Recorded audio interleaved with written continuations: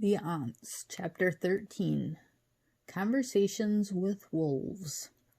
As Wally and Cheyenne made their way along the trail they hoped would lead them out of the forest, a chill wind began to sing through the trees. Cheyenne shivered, hugged herself for warmth, and wished she owned a sweater. They heard more howling and growling. Then they began to see eyes, many pairs of eyes, glowing red in the dark all around them. "Wally, look at all those eyes," whispered Cheyenne. "Are they what I think they are?" "That depends on what you think they are," said Wally. "If you think they're man-eating wolves, they're probably what you think they are." Now they could make out large gray shapes in the gloom. The gray shapes began forming a circle around them. Just ahead on the left was a little house, white with dark wooden beams framing the front. The twins rushed to the house and banged loudly on the doors. As the wolves slowly closed in on them, sniffling and growling, the door to the house swung open. A kind-looking little bald man wearing blue silk pajamas, a blue silk robe, and gold-rimmed glasses stood in the doorway. "May I help you?" asked the little man. "Please," begged Wally. "May we come inside?" "Well," said the little man with a frowning smile, looking at his watch, "it is a bit late." "We'd appreciate it so much if we could come inside, sir," said Cheyenne. "We're orphans who are cold and tired and lost and about to have our throats torn out by man-eating wolves," said Wally. My, said the little man. "Well, then do come in for a moment." Wally and Cheyenne rushed inside and slammed the door behind them. The house was warm and cozy. A fire crackled and popped in the fireplace. There was the pleasant smell of wood smoke. Instead of chairs and sofas, there were huge net hammocks stretched across the room. "Oh, I love your house," said Cheyenne, trying hard not to sneeze. "It's so cozy." "Thank you. We love it too," said the little man. He spoke in a calm voice with a British accent. "Allow me to introduce myself. I am Professor Edgar Spidell. Who are you?" "We're the Schluff-Muffin twins," Cheyenne and Wally said. "Pleased to meet you," said the professor. "And by the way, you needn't fear the wolves. Wolves are good creatures, very good, very loyal. They mate for life. Did you know that? That's better than most humans. And wolves have such warm, loving relationships with their little ones. The entire wolf pack cares for each and every pup. The only bad wolves, in fact, are those that speak." "Really?" said Cheyenne. "Yes," said Professor Spidell. "Unfortunately, all the wolves in Dripping Fang Forest speak." There was a knock on the door. "Who is it?" asked the professor. "May we come in for a chat?" asked a raspy voice. "It's the wolves," the professor whispered to the children, frowning and shaking his head. The twins shuddered. "It's a bit late for chatting just now, I'm afraid," the professor answered. "Really?" called the wolf. "How come it wasn't too late for the boy and girl?" The professor chuckled, ignoring the wolf's question. "Would you children like something to eat or drink?" he asked. "Tea and ginger snaps, perhaps?" "Tea and ginger snaps, whatever those are, would be great," said Cheyenne. "Excellent," said the professor. "I'll ask my wife. Shirley, some tea and ginger snaps for our guests, please." "How come it wasn't too late for the boy and girl?" called the wolf. "Just ignore him," the professor whispered. "So tell me, what are you two children doing in the forest so late at this late hour?" Wally and Cheyenne looked at each other. "We just came from the Mandible House," said Cheyenne. "Do you know Dagmar and Hetty Mandible?" Mandible. "The name is a familiar one," said the professor, "but I fear I can't place it just now. Are they friends of yours?" No, said Wally. "They were thinking of adopting us, but then we discovered they were, giant ants." The professor's eyebrows climbed his forehead. "My word, are you serious?" "Very serious," said Wally. "Giant ants," said the professor, shaking his head. "How marvelous!" "Marvelous?" Cheyenne repeated, a puzzled expression on her face. "Why is that marvelous?" asked Wally. "You know what I think?" called the wolf. "I think you want to eat those children yourself." "Don't pay him any mind," the professor whispered. "At this time of night, wolves will say most anything." Wally looked at the professor uneasily, wondering if what the wolf said could be true. Selfish pig, called the wolf. What about sharing? The professor rolled his eyes and smiled. Do tell me more about these giant ants of yours, he said. I have a professional interest, you see. I happen to be the head of the bug department at the Cincinnati Museum of Natural History and Science. Well, said Wally, the Onts basement is filled with hundreds of slimy ant larvae. They're breeding a race of super ants to take over the earth and end civilization as we know it. We were their prisoners, but we managed to escape. You poor dears, said the professor. He clicked his tongue and frowned.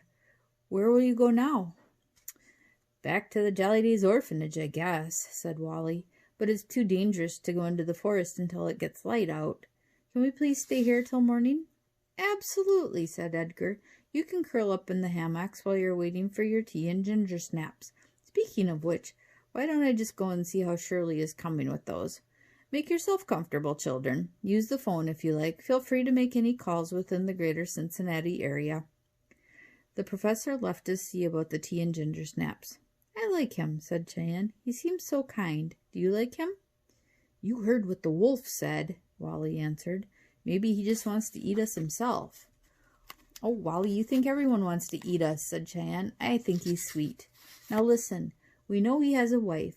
He didn't mention having any children, did he? No, he didn't, said Wally. Why? Well, if we're very well behaved, and if I don't sneeze too much, and if they don't mind the smell of your feet, then maybe they'd adopt us. Before or after they eat us, said Wally. He went to the phone and picked up the receiver. I'm going to call Hortense Jolly, see if she'll hide us for a while. Wally dialed the number of Jolly Days. After 34 rings, somebody answered. Hello, said a voice, grumpy with sleep. Sorry to wake you, Miss Jolly. It's Wally Schluffmuffin. Cheyenne and I are in trouble, Miss Jolly. Big trouble. Wally? Said the voice, losing its grumpiness. What's the trouble, dear? Well, we ran away from the Mandible sisters, said Wally. We barely escaped with our lives. They're giant ants, Miss Jolly. They're breeding a race of super ants that will eventually make slaves out of the human race and end life on Earth as we know it. You ran away from the Mandible sisters? Hortense repeated. But Wally, you mustn't. If you run away, dear, we'll never get our $600. You wouldn't want that to happen, would you? No, of course not. We're all partners here at Jolly Days. We're all members of the Jolly Days team. You must go back to the Mandibles. Didn't you hear what I said, Miss Jolly? The Mandibles are giant ants. They're breeding a race of super ants that will eventually make slaves out of the human race and end life on Earth as we know it. When we found out, they decided to kill us tomorrow morning. What makes you think that? Asked Hortense Jolly. Because they said, we're planning to kill you tomorrow morning. Miss Jolly, we can't go back to the Mandibles, and we have no place to hide. Can we come back to Jolly Days? Hortense Jolly sighed. Oh, well, I suppose so. Good, said Wally. Thank you, Miss Jolly. We'll be there tomorrow for breakfast. The tea and ginger snaps are nearly ready, dear, said Shirley. The first thing you noticed about Shirley were her legs. Not because they were very long and very hairy, but because there were 8 of them sticking out of her blue silk pajamas. The next thing you noticed about Shirley were her lovely black eyes. There were 8 of those as well. Shirley was a spider, quite a bit bigger than her husband. You're going to love these children, said the professor. Their names are Wally and Cheyenne Schluffmuffin. Seems the Mandible sisters wanted to adopt them. They live not far from here, the Mandibles. Do you know the Mandibles, dear? They're humans? No, the professor answered. Giant ants, actually. Frighten those poor kids out of their wits. Seems the Mandibles are breeding hundreds of little super ant larvae in their basement. Larvae? Shirley sighed. Oh, Edgar, I would so love hundreds of little larvae in our basement. But, sweetheart, you know what would happen if we tried to have children. Yes, I know, she sighed, pouring tea into the little cups. They both knew what would happen. She would have to eat him. Nothing personal. It was just what female spiders did to their partners after they mated. She would miss Edgar terribly, but just think of those adorable little spiderlings. Edgar Spidell loved his wife, loved the soft silky pajamas she spun for them to wear, loved the way she prepared their food, injecting the meat with her saliva and turning it into a tasty jelly. He just didn't want to have children with her. "Edgar, dear," said Shirley, "before I take the tea out to the children, shouldn't you prepare them for my appearance?" "Oh, I don't think that'll be necessary, sweetheart. It's only giant ants that frighten them." "But I do feel you ought to warn them anyway," she insisted, "especially after the bad experience they had with the mandibles." "Whatever you say, darling." Edgar came out of the kitchen. "Tea's ready, children," he said. "But before Shirley brings it out, I should prepare you for her, somewhat unusual appearance." "What do you mean?" asked Cheyenne. "Well, for one thing, she's rather large," said the professor. "For another thing, she's quite hairy." "Oh, heck, you don't have to warn us about stuff like that," said Cheyenne. "I'm very comfortable with large, hairy women." "Excellent. And what about you, Wally?" "I don't have a problem with large, hairy women either," said Wally. "Unless your wife is a giant ant, that is." That was a joke. "Your wife isn't a giant ant, is she, Professor?" "No, no," said the professor. "She's certainly not a giant ant." "Then there's no problem," said Wally. "Good," said the professor. "That's just what I told her. Honey," he called, "you can bring out the tea and ginger snaps now." "All right, dear," Shirley called. Moments later, Shirley scuttled into the living room, carrying a tray with tea and ginger snaps. From the tips of her forelegs to the tips of her hairy hind legs, she was nearly 9 feet long.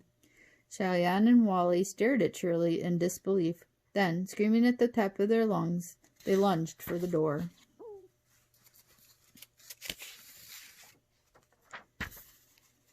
"Ah, Edgar," said Shirley, "I thought you said you were going to prepare them." "Well, Shirl, I thought I had," said the professor. "Now what am I going to do with these lovely ginger snaps?" she asked, pouting. And that's the end of chapter 13. We'll see you tomorrow.